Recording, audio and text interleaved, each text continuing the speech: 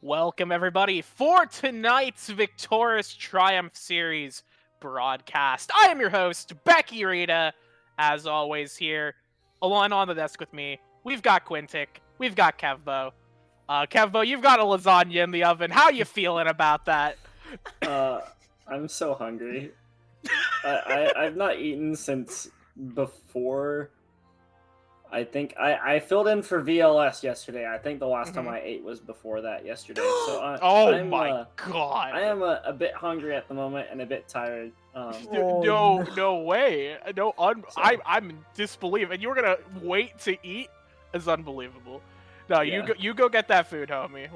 When your oven starts beeping, you go and deal with that. You deserve a good meal.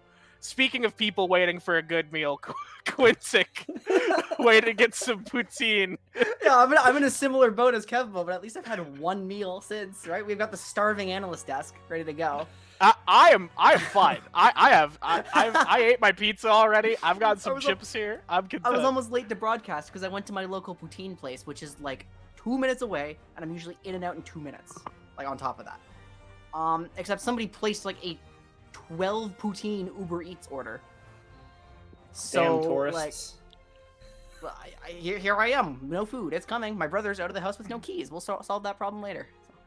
That's a later problem. There are a lot of problems that are gonna have to be solved later, but for now, we've got a problem to solve, and that is, I guess it's not a problem. We've got something to cover, and that is, of course, the Victoris Triumph Series. Tonight, we have, in our last week, a hotly contested matchup between Insomnia Curious Monkey, who used to be Insomnia All-Star Diamond is Unbreakable, versus Kiss Coconut Kisses. So this is going to be a very exciting match. These teams need to win. Both of these teams are looking for a win tonight. They really do need one, and we'll go over that in a bit. But first, there was a patch. As always, it feels like in the most important weeks, Riot decides to release a patch, and unlike Worlds where they can delay, they can put things off. We are all stuck here with the patch, and we all have to deal with the consequences of Riot deciding to randomly give champions AP ratios, or buffing their AP ratios, or giving them extra stats. We're dealing with Riot deciding to almost break the game before we go into preseason. And it's going to be very funny, but I think there are a lot of things that teams are going to have to look out for on this patch, and we've already seen Insomnia work with some of these changes yesterday. So, Quintic, Let's start with the hottest item on the menu. The poutine. No, Syndra. Oh! We're starting with Syndra. She got a update of sorts, and break it down for me. I've heard that she's a bot laner now. Yeah, so that one's actually a bit news to me because I could not imagine how a longer trade pattern would benefit her down there, but I haven't studied it. I won't comment on it. I'm not going to speak when I have nothing reasonable to say. For those of you who don't know what the Syndra midscope is, Syndra got small adjustments to all of her abilities and a full reworked new passive. So Syndra's Q is on a longer cooldown, making her worse at extended trades in early game. Her W is now incentivized to be maxed first because the E has a flat cooldown. It doesn't increase with ranks anymore, and is just by default larger. The ultimate deals slightly less damage, but now has a passive that increases Q's ability haste per rank of ultimate, making it easier to get more orbs out for a bigger one. Her new passive, the Splinters of Wrath, she will collect splinters passively, like on level, on cannon hit, and when hitting an enemy champion with 2 abilities, so any real short trade. Guaranteed at least her first splinter breakpoint at level 9. When Syndra has 40, she gets the second charge of Q. When she has 60, she gets the true damage on W from her old passive, which is allowed to exist before level 18. That's kind of cool. Wow. At 80, her E's range is like 90 degrees. It's a right angle coming at you. It's disgusting. At 100, her ultimate now executes, and at 120, she gets a pseudo death cap. So Syndra's scaling, like her early game is a bit weaker, a bit more vulnerable, but she scales like a monster now. If she does end up in the bot lane because it's easier for her to trade, I can see that. But as it stands, because the most consistent way of getting splinters is through just passive levels, I would not be surprised to see if bot lane Syndra took a long time to catch on, if it's good. Again, not commenting on it because I haven't studied it. Okay. Yeah, no, we actually did see Insomnia's bot laner play the Syndra in the... Can we get a lasagna cam? Yeah. Hold it up and make sure it falls off your plate. Right. Oh. Sorry to do your ass. All right, let's move on to the other changes. Yeah. Right? Okay, yeah. Lasagna cam, let's go. Beautiful. Lasagna cam, all for me. Okay, so if you want, I can just like sprint through the rest of our notes here. Like, Yeah. Okay. So Yeah. okay. So let's go next. Blitzcrank. Yep. So Blitzcrank Is it also cope? received quite a lot of changes. Is it cope? What is the point of this? Blitzcrank is No. supposed to be playable in jungle, maybe top lane, because his W is now like much better with like skill point investments. Deals extra damage to monsters. Deals 1% max health damage per hit. E, a lot of extra damage to monsters. The ultimate passive, the lightning strike, can now stack indefinitely. Is it cope? As of right now, I can't see a place for Blitzcrank top lane. But Blitzcrank jungle, if you find a position where you can actually make it through your first clear without being attacked, it is genuinely a good clear. Actually has very good objective DPS, especially on like a Nashor's Sunfire build. Is it top tier? No. Is it playable? Yes. And that's weird and that's exciting. And that's why you dodge tempo in your games. Yeah, there are obvious weaknesses and like little holes in its power. So, we'll see if somebody chooses to bring it out because it has strengths too. And then if they do, we'll see if someone can exploit those little weaknesses because it's very new, right? I think the biggest issue right now is Jungle Crank is viable, but no one knows what to build yet. Becky and I spent like 20 minutes discussing build paths and I am runes. personally leaning away from AD Crank because I find that the AP ratio on ult passive is too important to pass up, especially when you're trying to blitz down objectives. But who knows? Maybe someone will find a good Trinity build. Like I can't know Yeah, for sure. no. I was sort of split between, do you build him like Trundle or do you build him like Diana? So I'm not sure exactly where it'll go for Crank, but I think there's a lot of potential. The player base needs to experiment with it more. Like Vigar mid. All right, now for some champions that got extra AP. Malphite. AP Malphite, real? Question mark. Yeah, so there's a few champions that got their ratios increased. There's like Malphite, there's Rakan, Shyvana. There's Ryze, there's Shyvana. Yeah, a lot of little like because they're trying to incentivize these off builds. Malphite, I think I predicted. If this opens more opportunities for him to lane because it gives him like some top lane Everfrost angles into full tank, a Malphite who has more pick conditions is a very scary Malphite, right?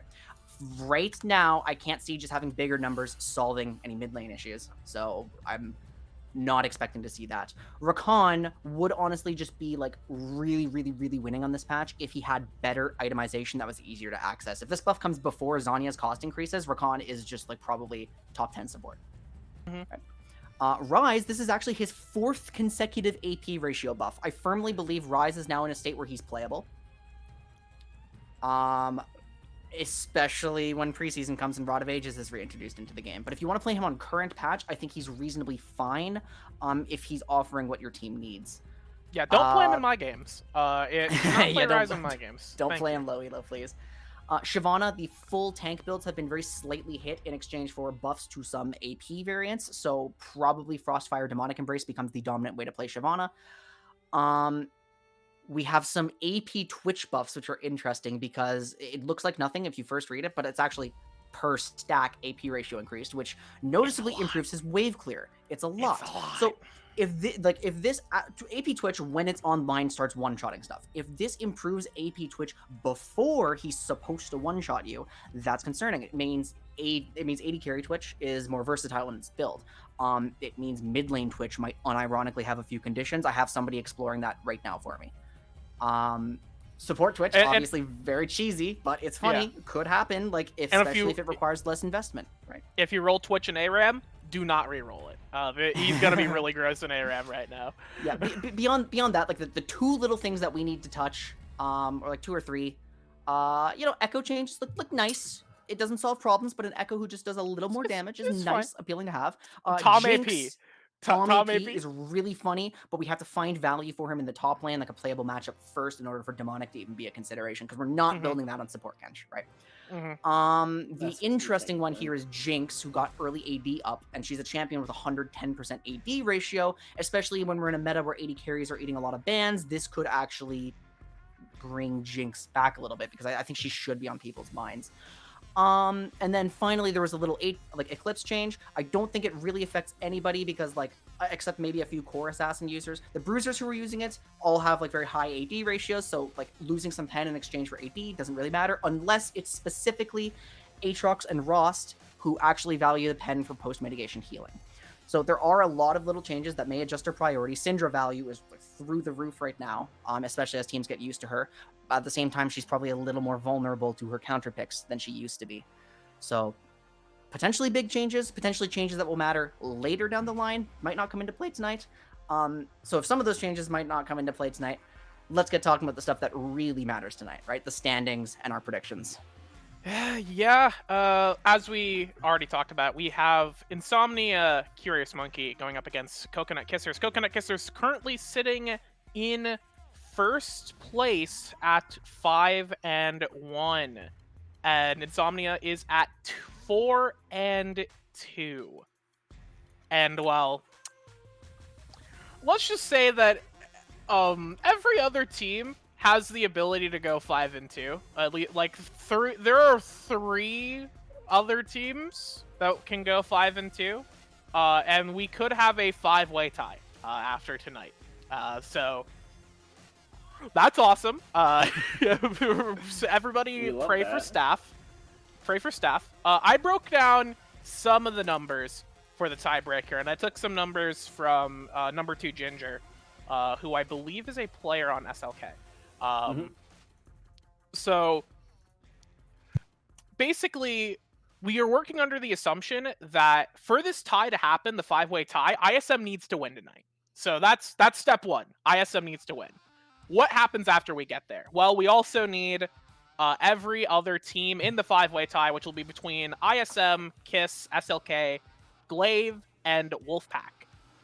They will all be in the soup. They will be in the tie. If we will need Glaive and Wolfpack to win their games. SLK has already won theirs, so they are already 5-2. So we'll need Glaive and Wolfpack to win theirs, and we will need ISM to win tonight. Then we'll get our 5-way tie. What happens after that? Well, we go down the list. We go down the rule book list here. And I'm gonna open it up just because this is a very specific process, and I'm gonna. It's awesome. We awesome. don't want to get the process wrong here. Yeah. So tiebreakers involving 3 or more teams goes down this order. You start with head-to-head series wins. They're all tied. So every one of these teams is 2-2 in series wins against the other 4 teams in the 5-way tie. So we cannot use that as a decider. So we move on to head-to-head win percentage. And this is just, looking at how many wins each of these teams have in their the percentage it's of game their score, right? Yeah. The game score. Yeah, the game scores.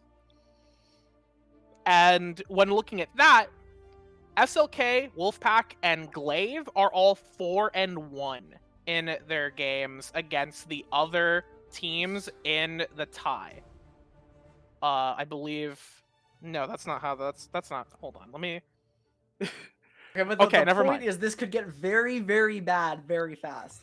Okay, so Glaive is 5-5. Wolfpack is, well, assuming Glaive, we're just looking at the time. I'm not thinking about the games tonight. If they lose the game tonight, they're out. So, assuming they win their games tonight, and we get into this tie situation, just looking at this 5-way tie, Glaive is 5-5. Wolfpack is 6-5. SLK is 5-5. Kiss is currently 5-4, not including tonight's result.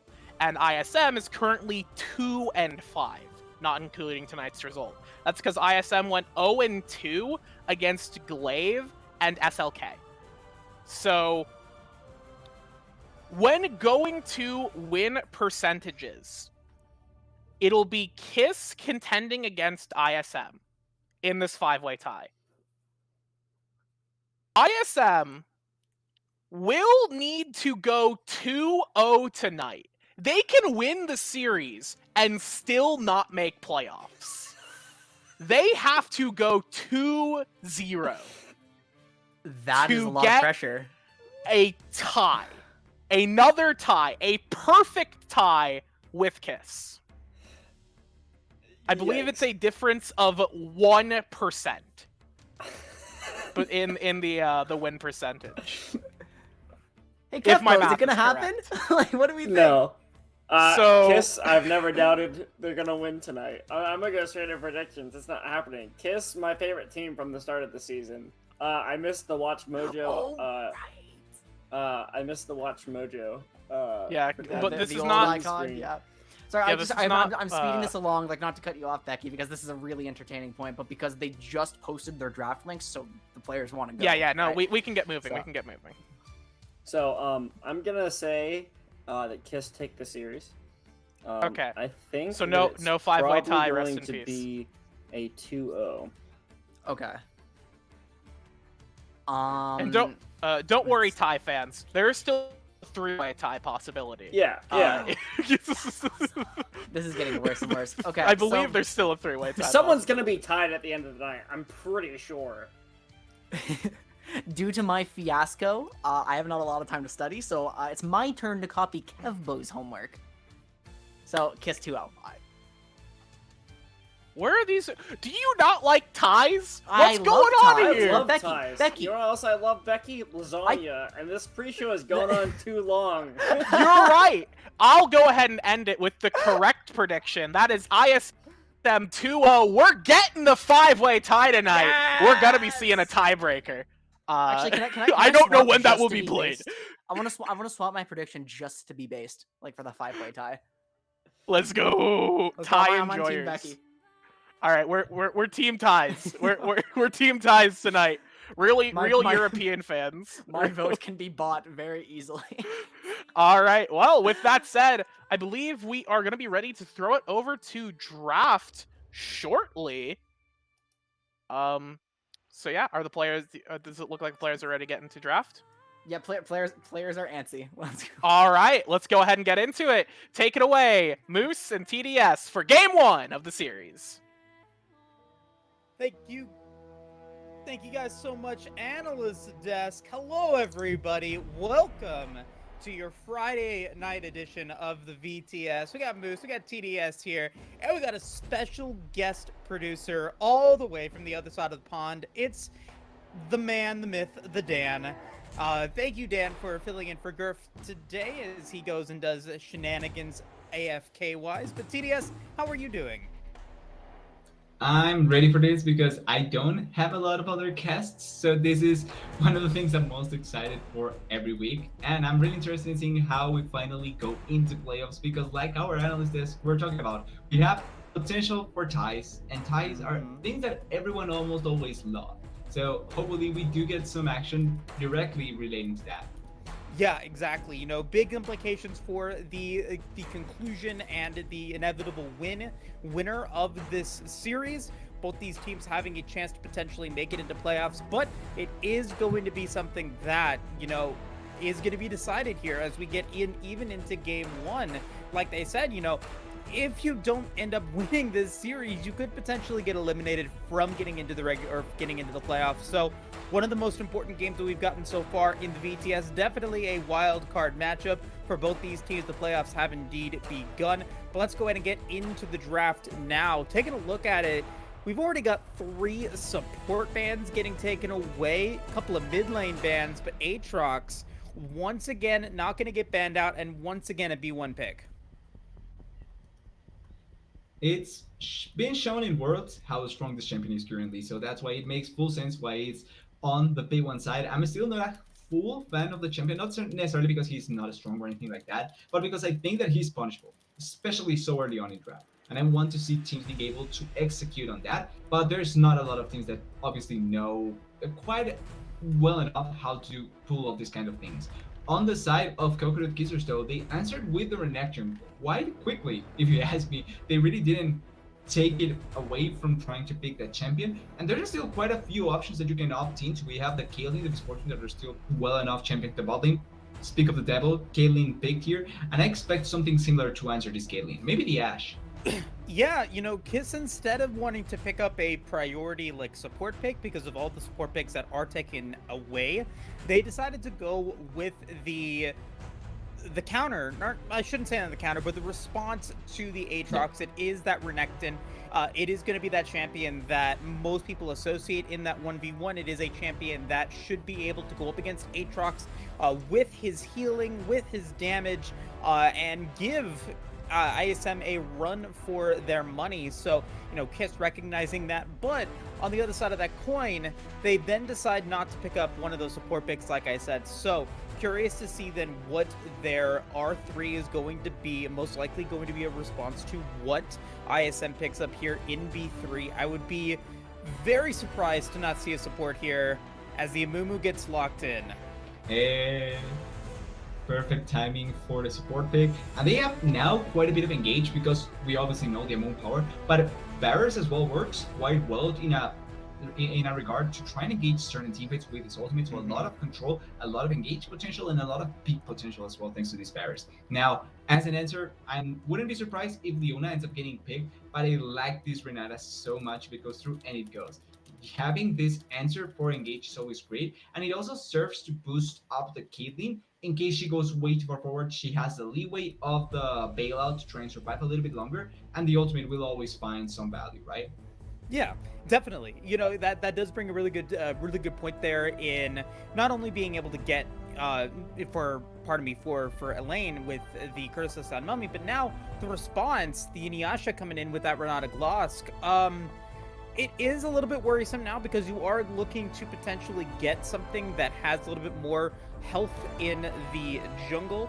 Maybe something like a Volibear, maybe something like a Vi getting banned out. So I do think the Curious Monkey actually putting in a good response here for, I shouldn't say response, but a good answer to what Coconut Kissers are missing right now, which is a front line.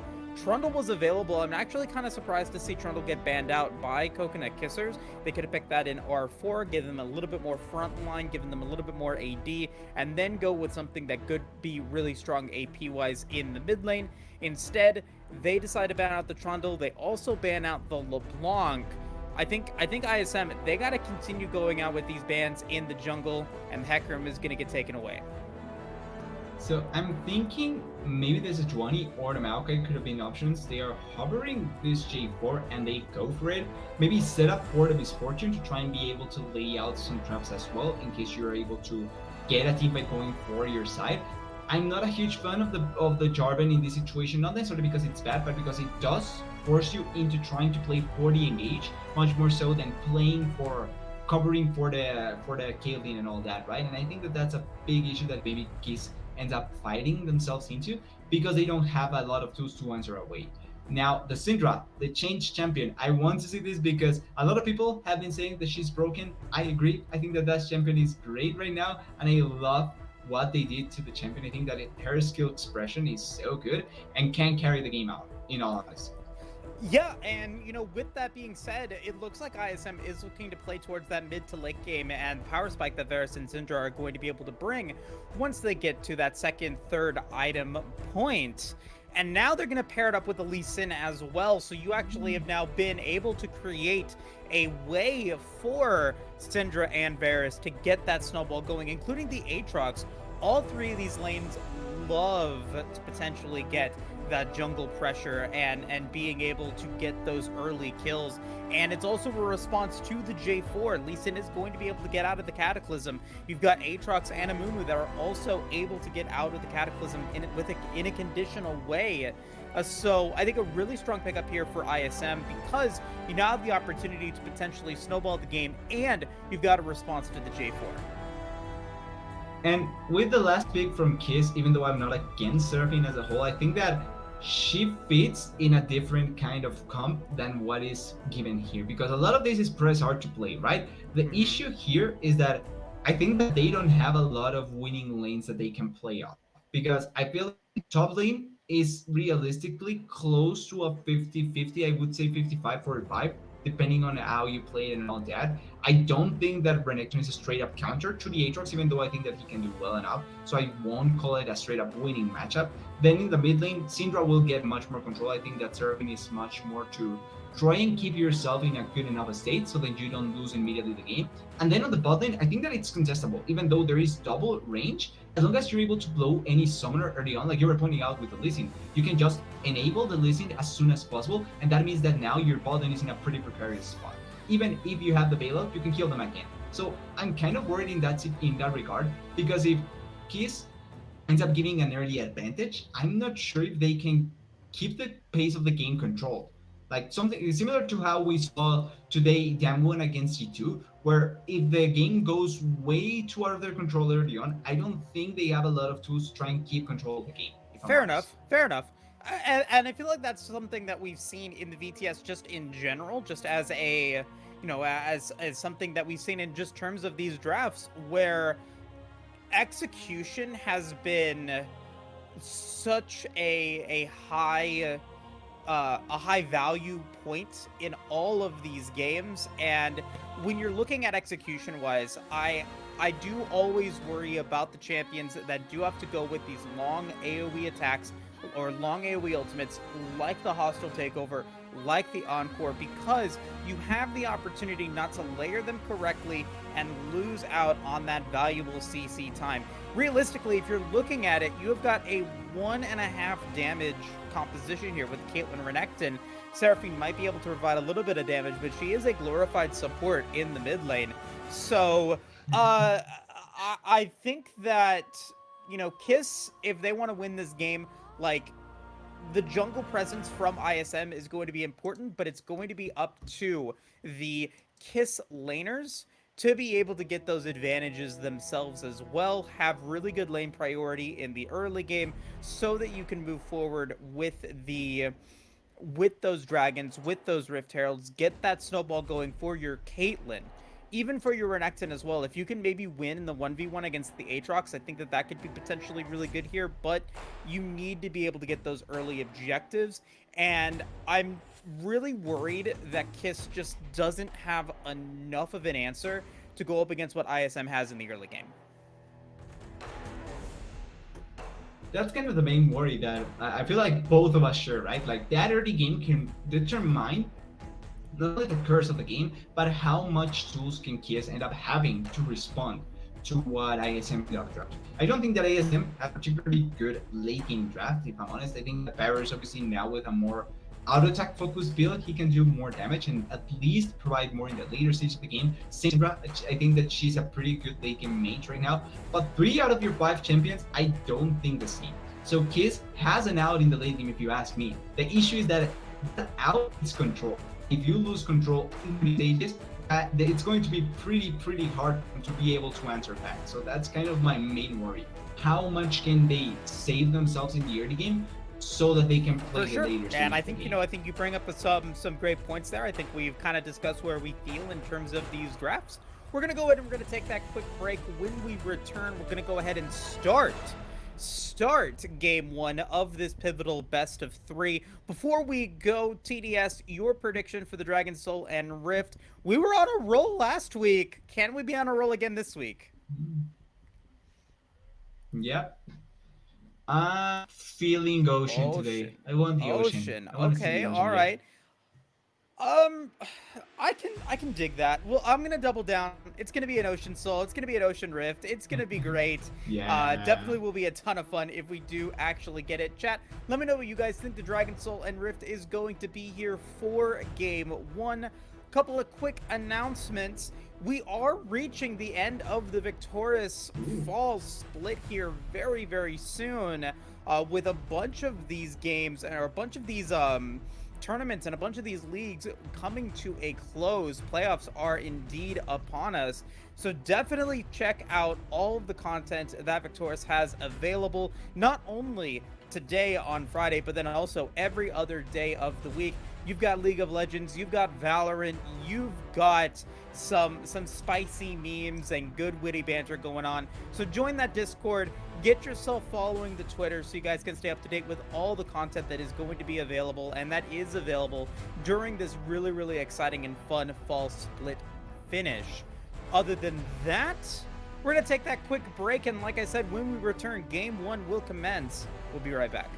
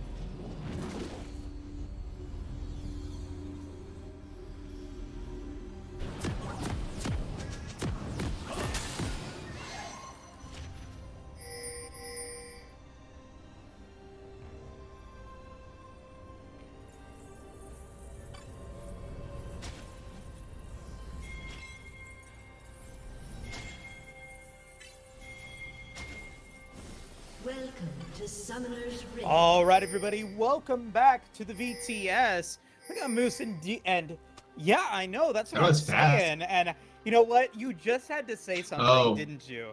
You just had to say something. No. As we get into a little bit of a break. Already, a little bit of a pause. Game 1 commencing here very shortly. We got Curious Monkeys versus Coconut Kissers. A little bit of tropical theme tonight.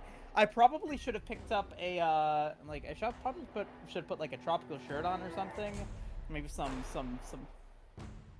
We should have our summer I Friday. know We we should should done have. it That would have today. been that would have made a lot of Would've made sense more there. sense. But regardless of that, let's go ahead and get back into the game. Like we discussed in the draft, playoff implications for the inevitable winner here of this best of 3. Predictions, going towards absolute chaos on the analyst desks, wanting to see the potential for a multi-team tie. What do you think that, going into this battle, do you think that has any emotional or gameplay decision-making plays going on with that? Minions have spawned. I think for both teams, like their mindset is still to get the win, obviously, but for the team that needs to win the most, in a do or die situation, I feel like they are more focused, more times than less. Unless there's a pretty big discrepancy in skill, which I don't think that will be the case. It is a pretty.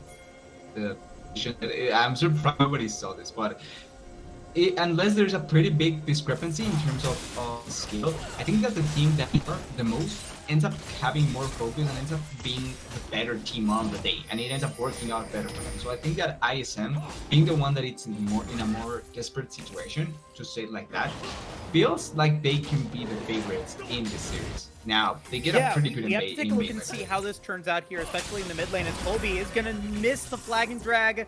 Not going to be enough for Paradox to get hit by the damage that will also then confirm to Triops that his red buff was indeed stolen, so he will not have that available as Kobe goes straight towards his side of the rift, goes and picks up his Raptors and then his red buff.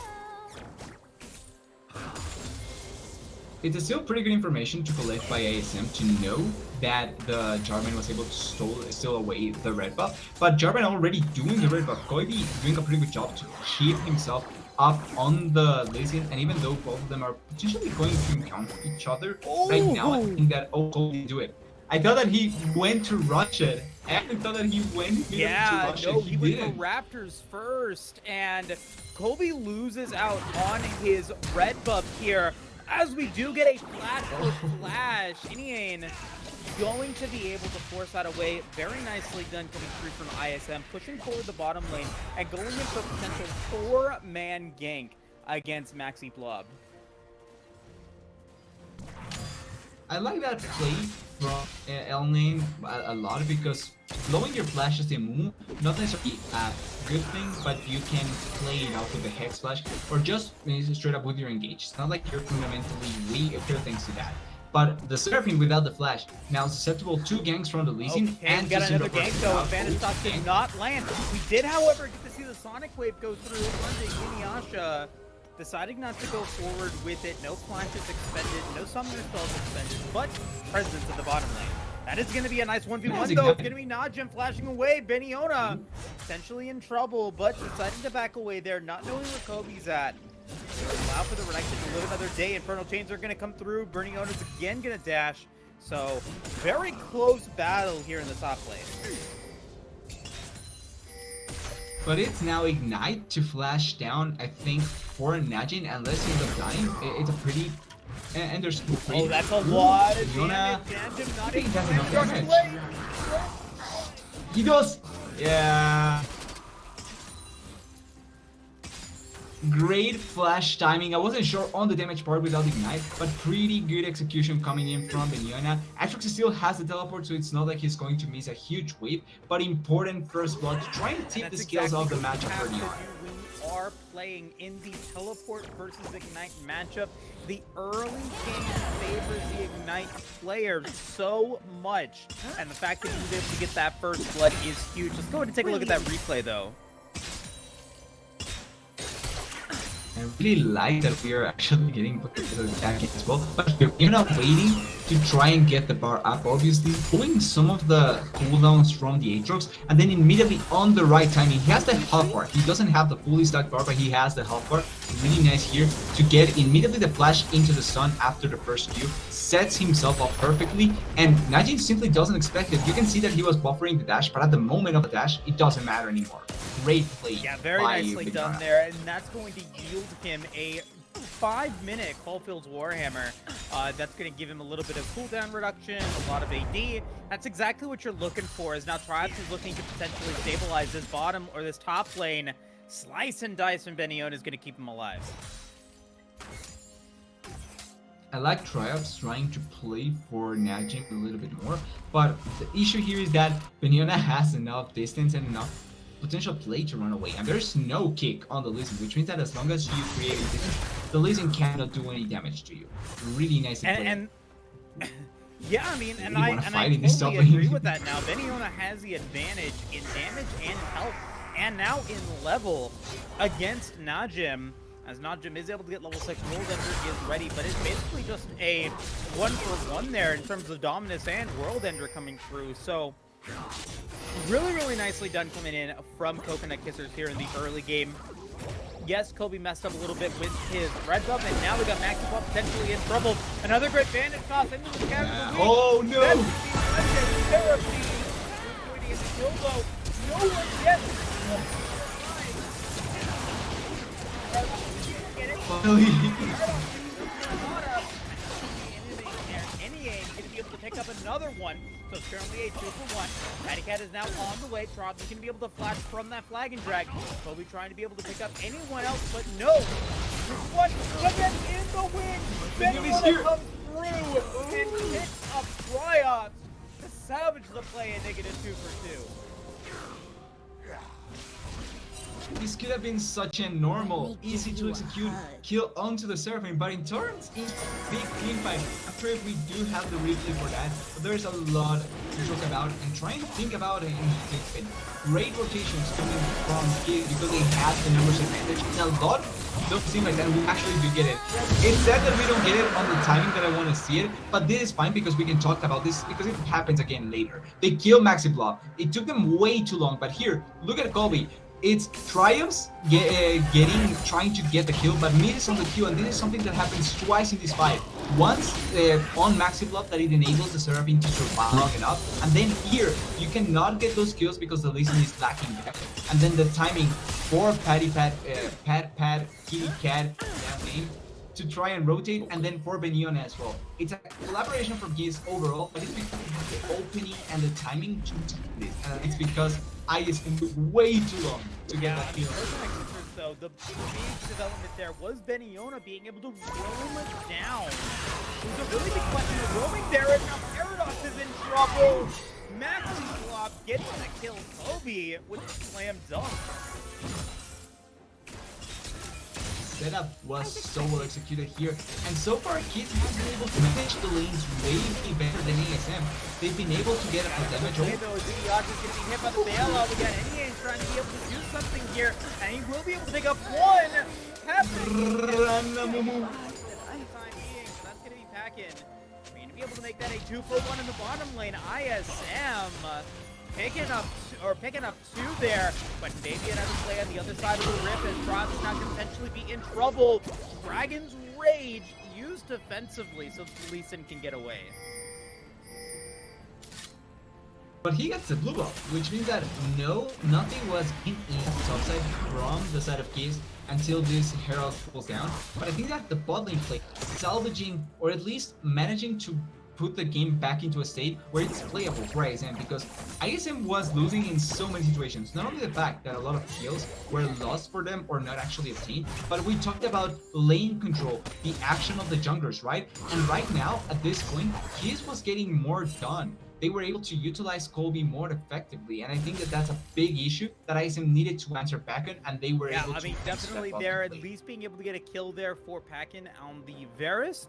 2 of those kills going into Iniane as the Mumu, currently 2-1 and 2. Now, obviously, you would have wanted that gold to go over to the Varus, but at the end of the day, you still at least get one of those kills, and giving your Mumu, or at least your support, some gold in the early game to be able to get to that mythic goal or that mythic support item is definitely something that you want to see, and it's not the worst thing in the world. Other than that, though, no mythic items have been completed for any player at the 10-minute mark. Richest people on the Rift, not who you would potentially expect. The 150 gold bounty on Beniola is in a really good position against Najim, his hand opponent. Okay, we got another. Having that ignite. Oh, they really want this. And then a great chase interruption coming in from Packin. That kill is going to be secured for him.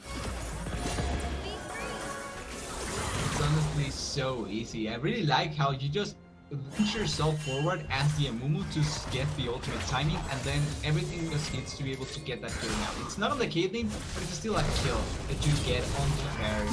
Really nice funneling the ult, and then also straight down bottom. Going to drop. Who's going to win the 1v1? Nice flash from Who wins this? To be able to avoid that last hit, the Darkened Blade. But Najim now has the flash advantage. Another nice knockup. Najim does not have to use flash in that play, and he'll walk away.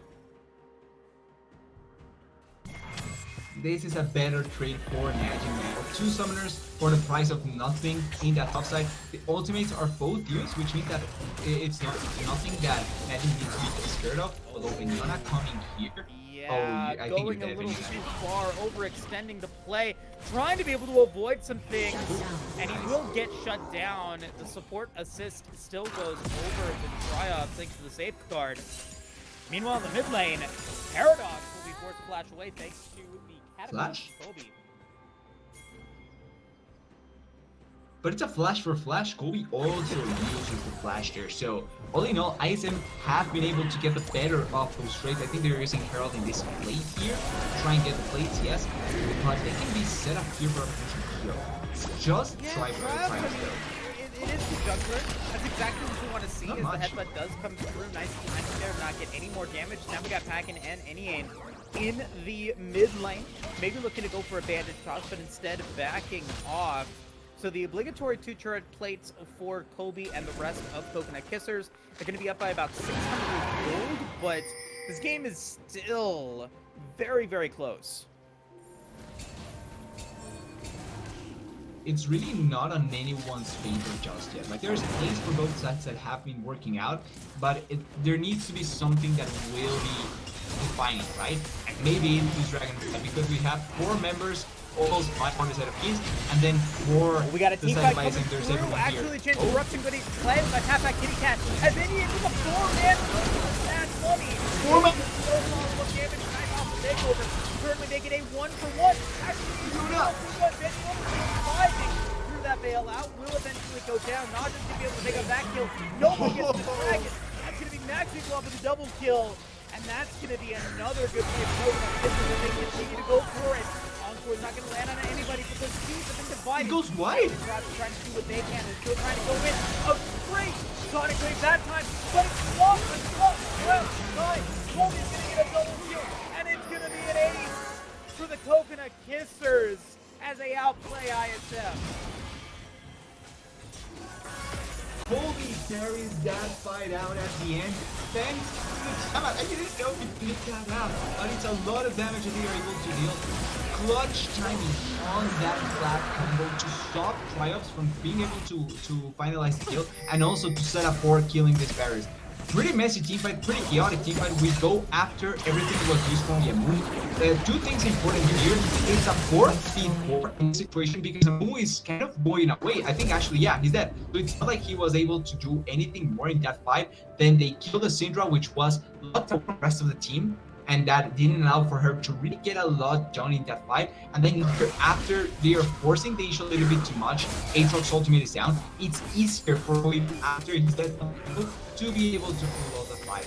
Really nicely executed by Kiss to make the fight last long enough that they can take it after the fact. That will be the influx of gold that Kiss was looking for. They're now going to be 4,000 gold in the lead. They pick up a turret in the mid lane.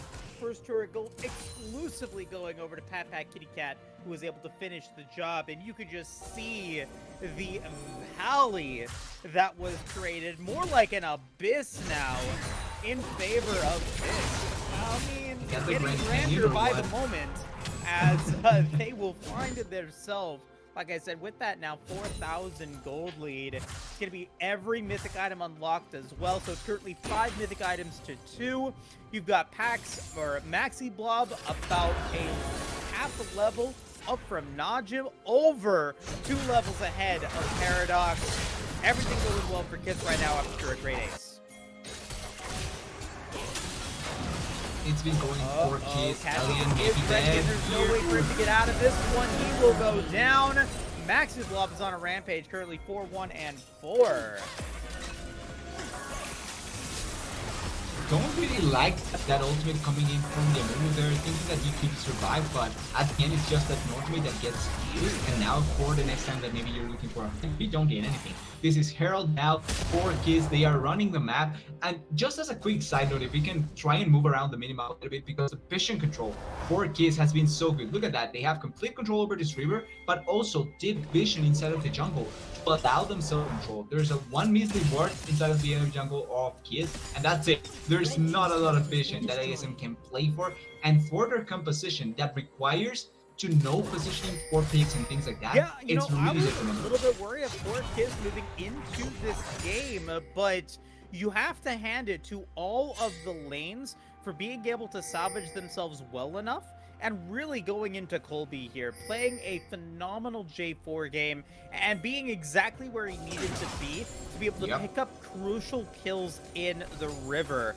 Both of the massive plays that Kiss have been able to get have been because of overextension from ISM. The only time that an ISM member has been on the other side of the rift has been when Triops went and got that red buff very early on in the game.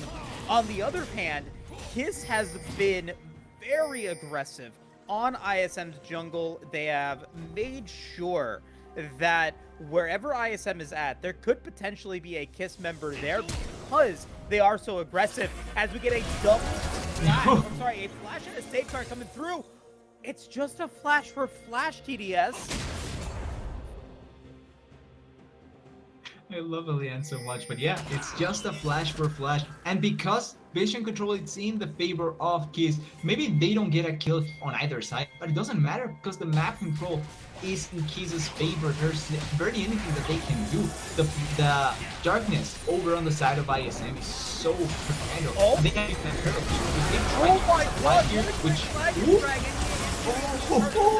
But there's no goal because Colby doesn't even die? Inside of that fight from multiple members No. of this squad. Another great hostile takeover for Yiniyasha. no. That's going to be 3 members down.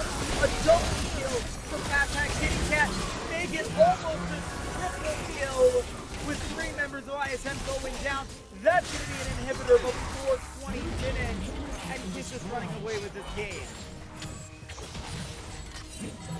And honestly, because before 20 minutes, we don't see anything more. The Kiss has so much control. They have enough members to be able to have pushed farther, and if they would have looked for that as well. But great play, great execution. They had the members in the map, they had Herald on the side, and they had the pretty big play from Koibi, stopping L9 there before getting the ultimate down, so that the Momo didn't really find any value when he actually went for it. And Koibi doesn't die either. This Syndra doesn't have damage to go for these kills, and honestly has been the biggest disappointment to me so far in this game. Maybe I overestimated what the analyst was talking about. If you lose a little bit of that early game power, so that you can get that power out in the late game, but we haven't even reached the mid game yet for Paradox right now. Like, all Paradox has been doing is been bullied, despite all the support that they got from Hackett, from Triumph, from Indian, being able to take 2 flashes away from Maxi Blob during the laning phase. It hasn't stopped Maxi Blob from being able to be 4-1 and 7, 8,000 gold to 5,900. Yep. And I really have to applaud the massive advantage on the top side of the rift that Kiss was able to build in the early stages of the game. Colby being a phenomenal J4 jungler right now, doing exactly what they needed to do in order to allow for their lanes to get ahead. I mean, this is exactly what they had to get done if they wanted to be able to win this game, because now Paradox might not even have the chance to be able to get to the damage output that they need. There's really nothing that he can do. That's actually really sad. I think it's fine. Yep. Actually, Triops using the Dragon's Rage will deny any chance of a follow-up kill there, as Packet is going to be forced to flash away on that forest. Out of Cataclysm, Paradox trying to be able to walk away. Going to be able to use a nice Scatter the Weak, so he will be able to survive. With Baron now available and no Amumu, they might just try to go for it. That was so on point from Paradox. It's not going to be that useful unless they are able to get this teamfight win here. Seraphine is not here to teleport in, but there's a lot of ultimates that are down. So maybe this could be a chance to try to win. Oh my god! Wow! Maxi Blob, he's actually a carry. He's gonna be able to pick up one, but Papak Cat can be able to pick up the other. Baron is still pseudo-weak. Will eventually get the recharge there. But unfortunately for ISM, they have no response to another potential Baron takes. Triops is in the brush. He's going to get seen out. He's going to be forced to flash away, but there might not be an escape for this Lee Sin. It is actually going to be a 1v1. Maxi Blob is going to be left to die. Hey, Triops! One for 2 play overall, but a shutdown against Maxi Blob and the Seraphine.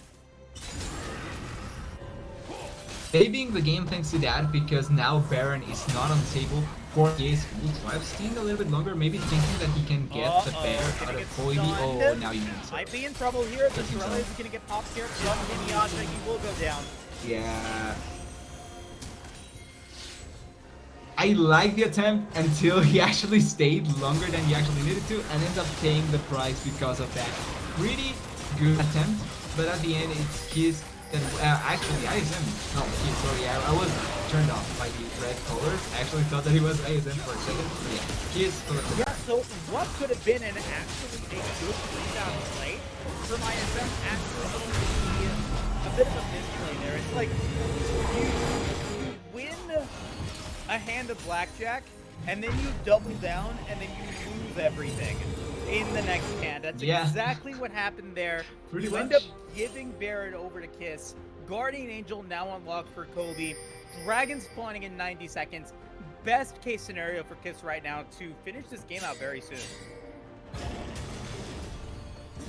And honestly, for a player that has not died yet in such a kill-heavy game, you have trouble killing him on a few. We have the replay over the whole, I'm not sure if the whole Baron situation, looking at the members that are alive, is, and it's interesting seeing how they were trying to attempt to go for the steal, but the control that the side of Kiss had with the traps as well was just so high.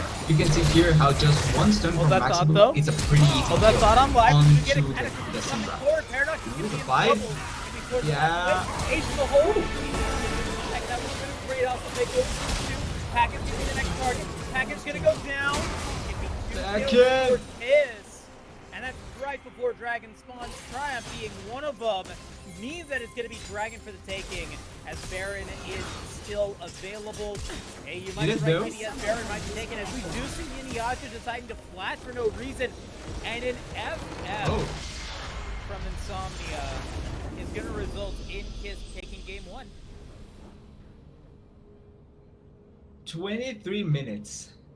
It's what it took for Kiss to take the victory. FF at the end, but they just had complete. We talked about this. They were able to get an early game that they were able to stabilize in and have control over the game. The game wouldn't be that impossible for them to play.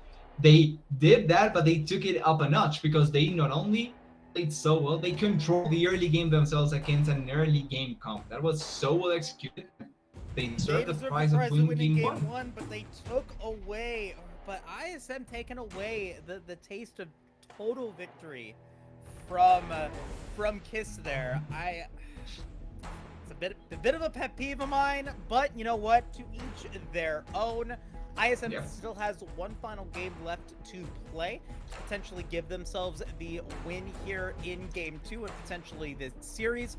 With that being said, though, we're going to send it back over to the analyst desk to kind of go over game 1. It's kind of a stomp, but I mean, analyst desk, what are your thoughts? Wow. Hey, that's me. I'm the analyst desk. Hey, it's me. I'm analyst. Welcome. What a game. What a game that was. A very one-sided game. After a certain point, at the start of the game, it was like, okay, we're seeing good looks back and forth. And then we stopped seeing good looks from the side of Insomnia, as their aggro comp just could not make it happen and could not cut the mustard. So why don't you two break down a little bit? So we want to start looking at the draft. Quinn. Yep. So, I mean, as soon as they locked in a move with the Varus, it was pretty clear what their plan was, right? Varus is one of the most vulnerable AD carries in the game. He's not given protection, so what ISM is trying to do is just to really, really run an aggro comp. Protect Varus by just getting in their faces so nobody can hit Varus, right? He's the scaling insurance, and we're instead relying on, like, the Syndra Lee Sin combo. I'm going to say I do find it a little interesting that Kiss went straight for the Renekton Caitlyn when I think there probably were other power picks on the table, and you can take your Renekton on 3. One of the few situations here where just it's not urgent to take your top lane counter pick. That being said, I mean, it worked out very well for them, and like it's a favorable matchup, and it's not like it ended up being a favorable matchup for them, excuse me. And it's not a bad decision to make, right? when you look at these teams, right? One team running like champions that are historically considered aggro, like early game aggro champions, and like the Jarvan, Renekton, Caitlyn, but then paired with defensive enchanters like Seraphine and Renata. And then you look at the other side, and it's almost a perfect mirror of aggro champions, but without the enchanters. One of those sides obviously scales a lot better than the other. So the side that doesn't scale, the side that needs to be in your face more, really can't afford to be trading, right? They need to be just generating advantages. Instead of going flash for flash, they need to just let you flash and then kill you later, right? Kevbo, we noticed a few things, like with Colby's early pathing on the Jarvan, what looks like it was going to be a cross-map vertical to start generating an advantage on Victoris, actually just resulting in a flashless Seraphine, but the punish on that flashless Seraphine was botched a little bit by ISM. Yeah, I mean, I think that was the story of a lot of this game, was Colby doing a really good job across the map at punishing, especially the Syndra. After losing that first flash, the botch gank resulted in, like you said, a flash coming through from the Syndra that wasn't necessarily needed, and then Colby immediately returned and absolutely punished, and just kept on punishing. Mm-hmm. Same time while that's going on, getting absolutely crocked in the top lane, croc gapped on the Aatrox there, and then it just kind of fell apart, I think, a little bit as the series continued to go on. It seemed like even that team fight on that, it was the first dragon, I believe. We can't pull up replays, unfortunately, tonight. So.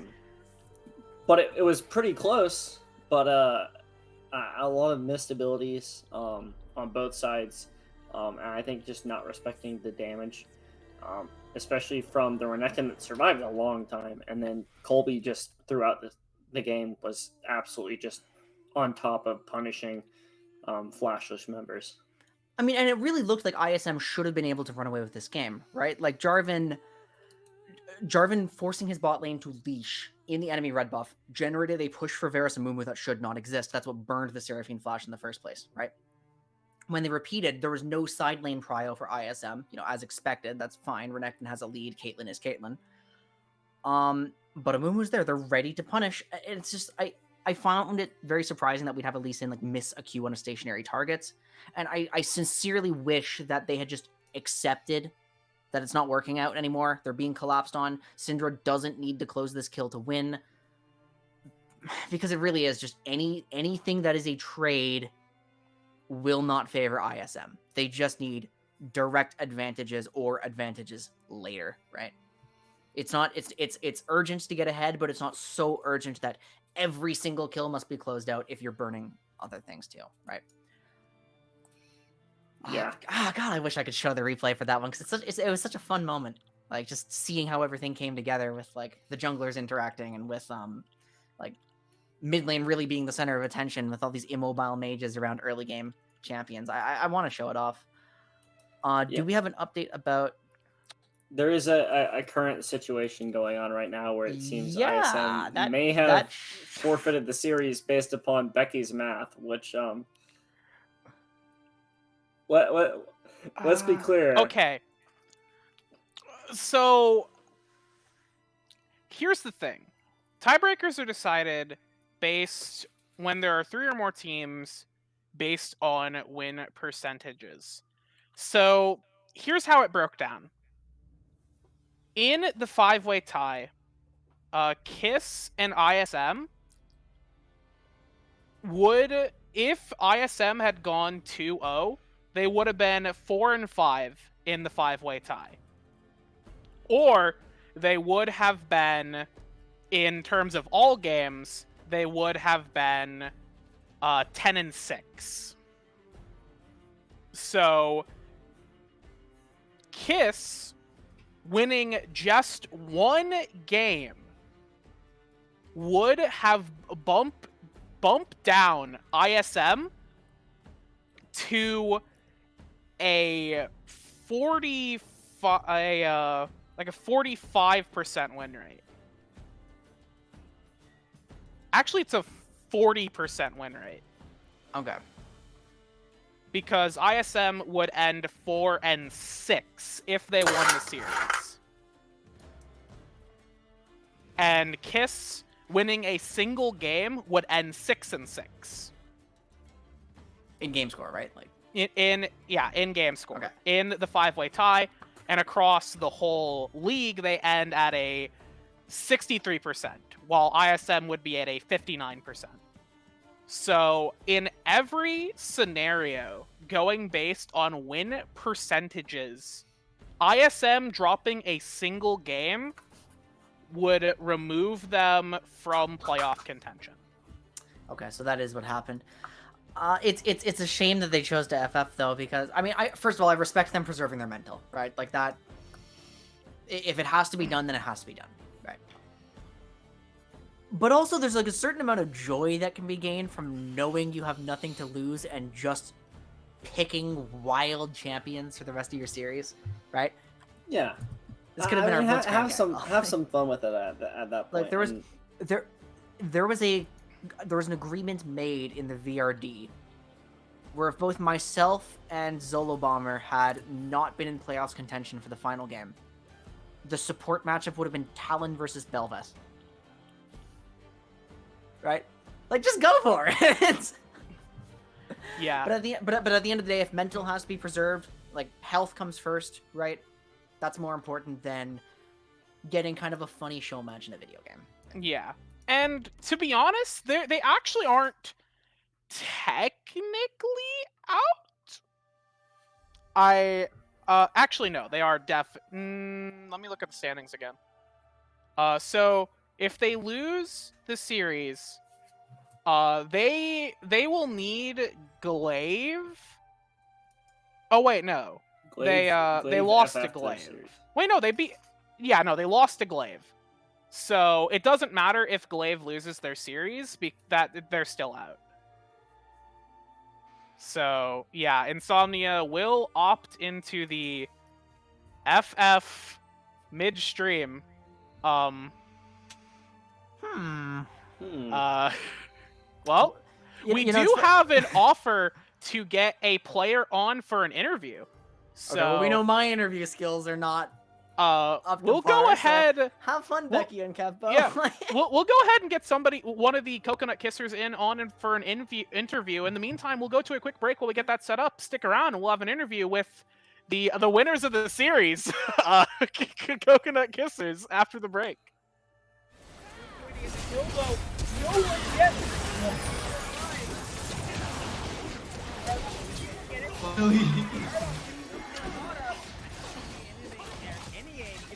Up another one, so it's currently a 2-for-1.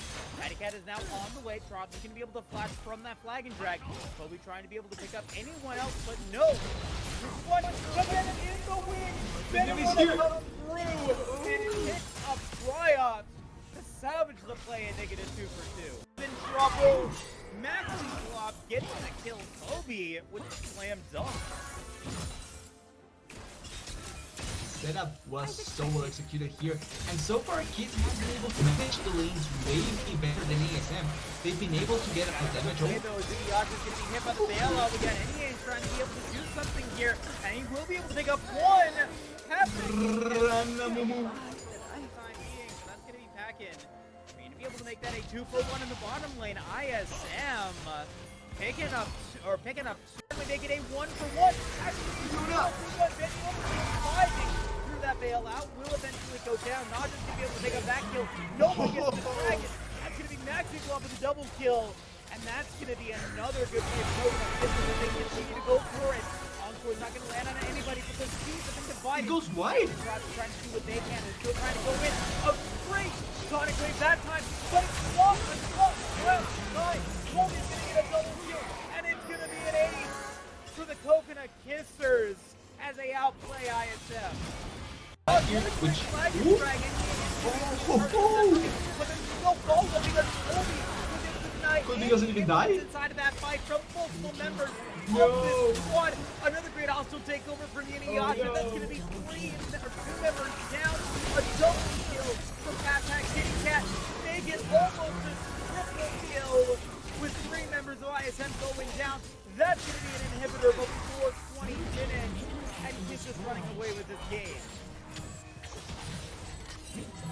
And honestly, Baron now available, and no Amumu. They might just try to go for it. that was so on point from Paradox. It's not going to be that useful unless they are able to get this teamfight win here. Seraphine is not here to get teleporting in, but there's a lot of ultimates that are down. So maybe this could be a chance to try to Oh my god! Wow, Max he's actually a carry. He's gonna be able to pick up one, but Pat T-Cat can be able to pick up the other. Baron is still pseudo-weak. Will eventually T-Cat can be able to pick up the other. Baron is still pseudo-weak. Will eventually get the recharge there. But unfortunately for ISM, they have no response to another potential Baron takes. Triops is in the brush. He's going to get seen out. He's going to be forced to flash to bottom lane. That is going to be a nice 1v1 though. It's going to be Najim flashing away. Beniona potentially in trouble, but deciding to back away there, not knowing where Kobe's at. Allow for the Renekton to live another day. Infernal Chains are going to come through. Berniona's again going to dash. So, very close battle here in the top lane. But it's now Ignite to flash down, I think, for Najin, unless he ends up dying. It's a pretty... And there's... Oh, that's a lot of Fiona. damage. Najim not I think he able has to enough rush damage. away. He does! Yeah. Oh no! Welcome back, everybody, for our post-game interview with the victor for tonight in the single-game best-of-3 series.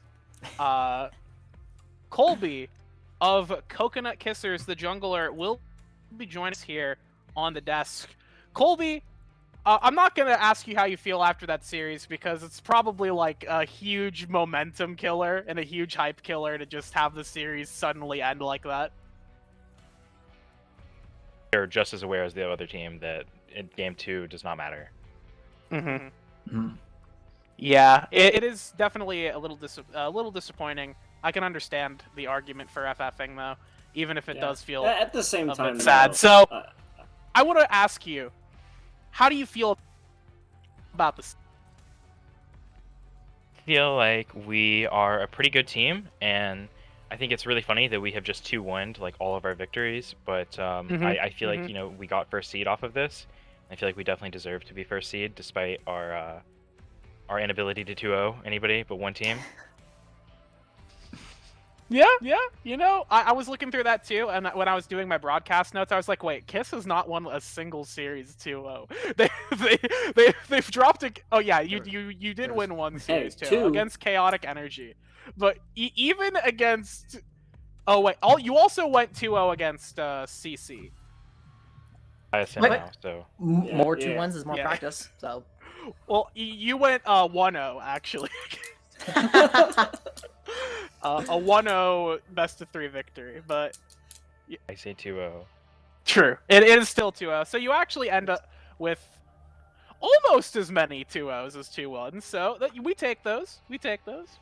Yeah, I'm glad to hear that you're feeling good. So, in terms... the first week, you did end up dropping your series. But after that, you have not actually lost a series since. So, as you went further and further through the season, did it start like clicking that, hey, wait a minute, we're getting there. We're getting there, you know? Yeah, I think that week 1 was kind of a fluke.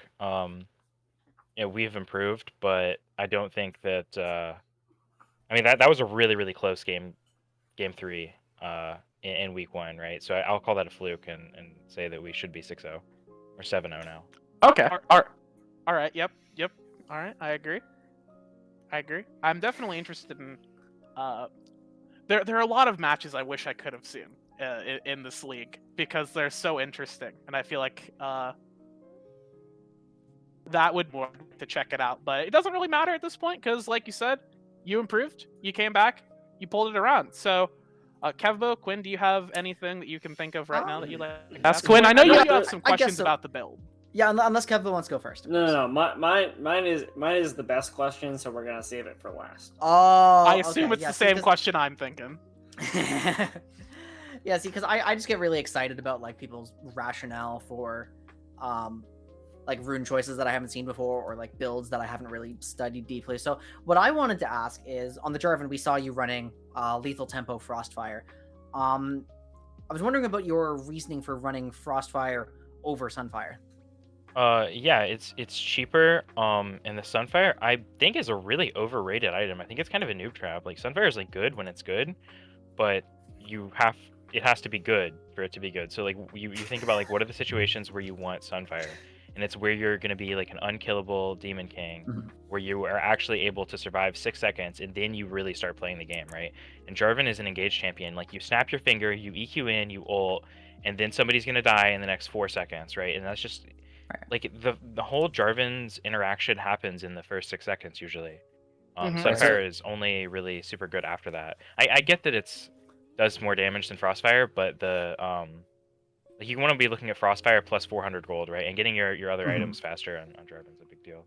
Especially on like the how extreme Jarvan's low econ can be sometimes, right? No, that makes sense. That makes sense.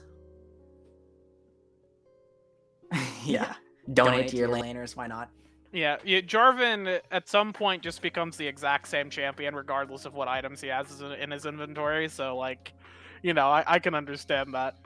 Yeah, I love playing with Jarvan. Like Jarvan players will just give like half of their camps away for free, like to their teammates. They don't care.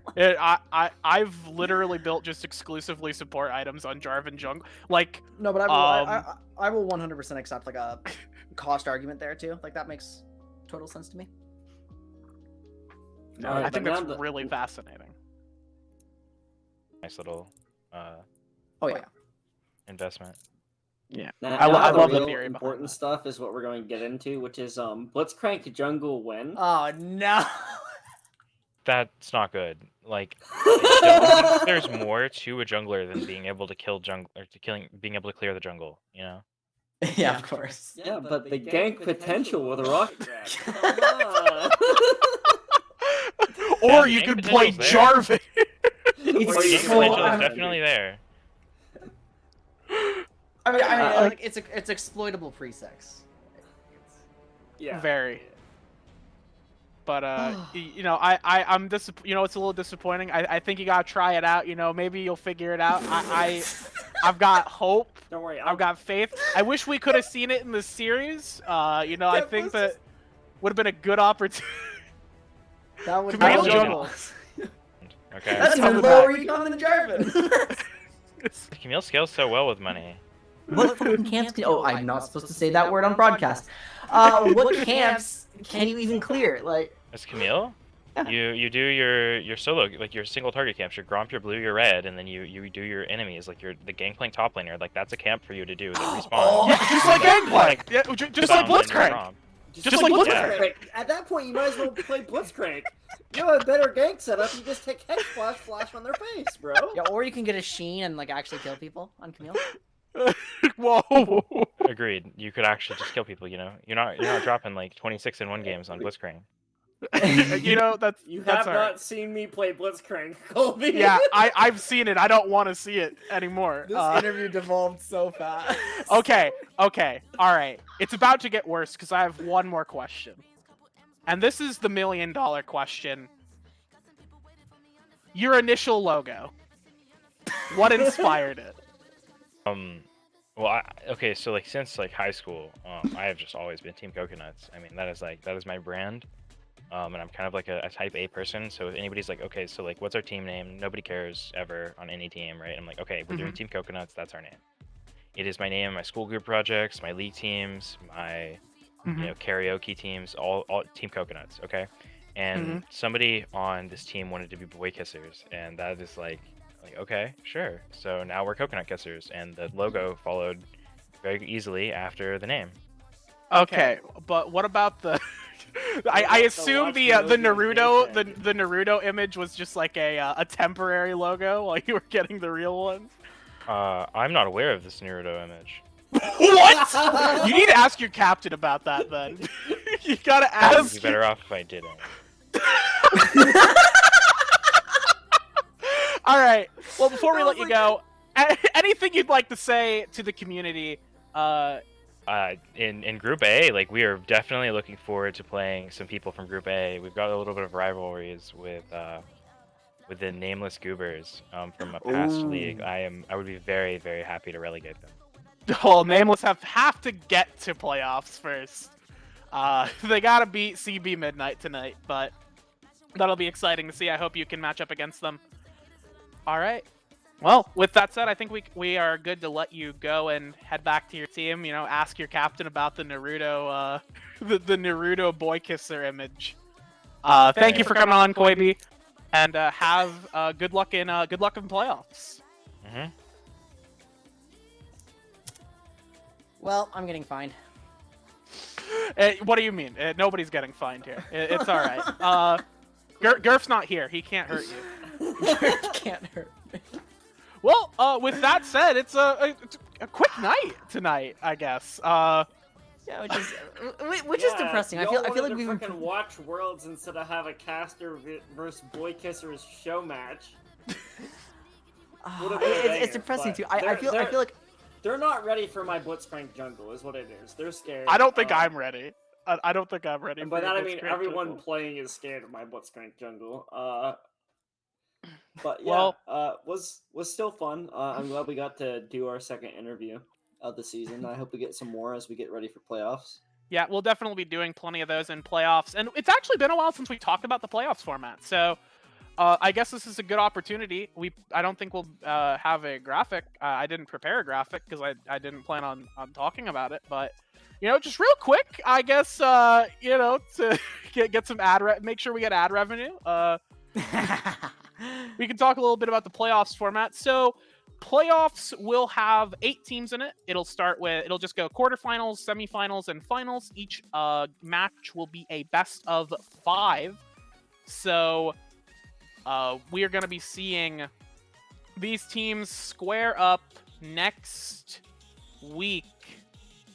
They'll start an hour earlier. So, you VTS fans out there, make sure you set your clocks back, your alarm back an hour, your timer back an hour, you know, on your calendar that you keep because you love watching VTS. Make sure you set that back an hour. Pre-show will be starting at 6:45, and the games will be starting at 7 o'clock Eastern. So that'll be very exciting stuff. Very excited to see playoffs, see these teams square up across the groups. We don't get a lot of cross-group matches here. We get them in the VAD, and they're terrible there. So, you know, I'm very, very excited to see these groups now match up against each other in the playoffs. But with that said, I believe nothing much else. Oh, I can't stall anymore. I'm out of We're out of material. content. We're out of material, everyone. You all are out of content. Meanwhile, the gremlin on the right over here. Blitzcrank jungle, look out! It's the enemy jungle you have to interact with. Whoa. Watch It's out, okay. Nadal! He's behind I you. I got Nar watching my 6. We're all good. Oh yeah, you see the real best support for Blitzcrank jungle is allies who are watching the minimap. It's Hawkshot. Is Hawkshot. Yeah, that's you need Hawkshot to play Blitz jungle. All right, well, I've been Becky Rita here on the desk. If you enjoyed the stream and you want to check out playoffs when they roll around, make sure you hit the follow button, subscribe if you want to support the stream, support the broadcast, support the broadcasters. Follow us on Twitter to know when games are going live. Every league, except for VAD, is going into playoffs next week. So make sure that you know when those times are coming up, and you want to know when those times are. You follow the Twitter. That's when you will learn when these streams are happening, who's going to be on the stream, and who will be on broadcast. Of course, VAD will happen as normal, and it will be a train wreck as normal. But that's what the best part about the draft league is, that it's a train wreck. I actually don't know which team will be.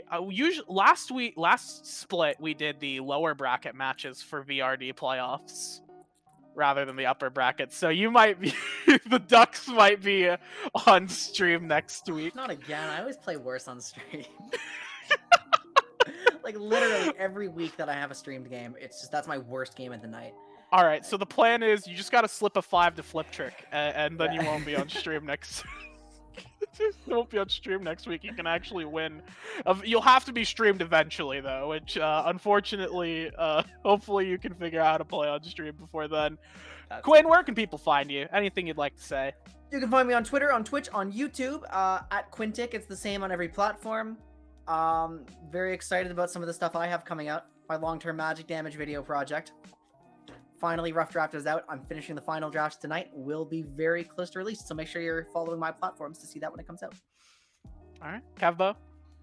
I have a much smaller following and no YouTube channel, but everything is Kevbolol. I'm sure I will be labbing out some Blitzcrank Jungle over the coming days. Be sure to check that out. Becky and I legitimately had a 20-minute conversation about the build, and I really want to spend some time actually testing this weekend the build. So I'm sure. Yeah, but I'm just supposed to flame it, so I'll talk to you after the stream, but I'm not allowed to talk about it right now. Yeah, look, it's our for me, I'm playing in Fearless Ducks tomorrow. My team's gonna be playing, so I've got Blitzcrank ready to go into the jungle. In game 5. Well, I've got that in the tank. It's ready. I'll bust it out in honor of you, Kevbo. If I get Blitzcrank Jungle and we manage to win with it, I will change my account name to #1 Kevbo fan. So perfect. All right. Speaking of slipping opponents' money, you figure out who you're playing tomorrow, Becky. Oh no, not the PayPals. All right. Well, I don't stream. I don't make content except I come on here and I be annoying. But you can follow me on Twitter. I usually just tweet about Yu-Gi-Oh, though. It's very depressing. But yeah. At least you actually tweet, Becky. Maybe. Maybe. Well, that said, that's it for the stream tonight. I've been Becky.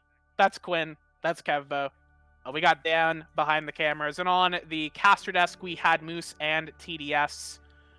Thank you all for watching. Have a great evening and have a wonderful weekend. We'll see you next week for playoffs.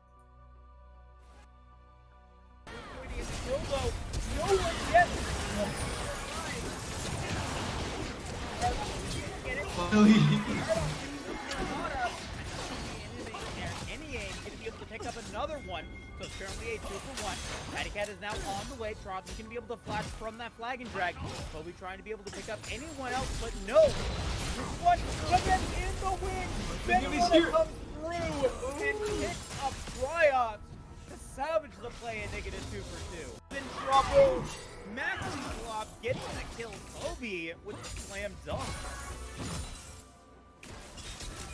Setup was so well executed here, and so far Kids have been able to manage the lanes way better than ISM. They've been able to get a damage over. Ziggyard is getting hit by the bailout. We got NEA trying to be able to do something here, and he will be able to pick up one. That's gonna be Packin. We're gonna be able to make that a 2-for-1 in the bottom lane. ISM picking up, certainly make it a 1-for-1. Actually, 1-for-1. Through that bailout will eventually go down. Not just gonna be able to take a back kill. Nobody gets the dragon. That's gonna be Maxi Glove with a double kill. And that's gonna be another good play for Pokemon. They continue to go for it. Encore's not gonna land on anybody because Steve's have been divided. He goes wide. Trying to do what they can and still trying to go in. A great Sonic Wave that time, but it's blocked. Well, nice. Toby's gonna get a double kill, and it's gonna be an ace for the Coconut Kissers as they outplay ISM. Which but there's no goal because Toby Kobe doesn't even die? Inside of that fight from multiple members of this squad. Another great hostile takeover for Inuyasha. That's going to be 2 members down. A double kill from Kitty Cat. Make it almost a triple kill with 3 members of ISM going down. That's going to be an inhibitor before 20 minutes. And he's just running away with this game. And honestly, Baron now available and no Amumu. They might just try to go for it. That was so on point from Paradox. It's not going to be that useful unless they are able to get this teamfight win here. Seraphine is not here to teleport in, but there's a lot of ultimates that are down. So maybe this could be a chance for Trials to find Oh my Styria. god! Wow, Max Oh. he's actually a carry. He's gonna be able to pick up one, but Catpack Cat can be able to pick up the other. Baron is still pseudo-lead. Will eventually Cat can be able to pick up the other. Baron is still pseudo-lead. Will eventually get the recharge there. But unfortunately for ISM, they have no response to another potential Baron take. Triops is in the brush. He's going to get seen out. He's going to be forced to flash away. But there might not be an escape for this Lee Sin. It is actually going to be a 1v1. Maximov is going to be left to die. Hey, Triops! One for two play overall, but a shutdown against Maximov and the Seraphine. Bottom lane. That is going to be a nice 1v1 though. It's going to be Najim flashing away. Beniona essentially in trouble, but deciding to back away there, not knowing where Kobe's at. Allow for the Renekton to live another day. Infernal Chains are going to come through. Berniona's again going to dash. So, very close battle here in the top lane. But it's now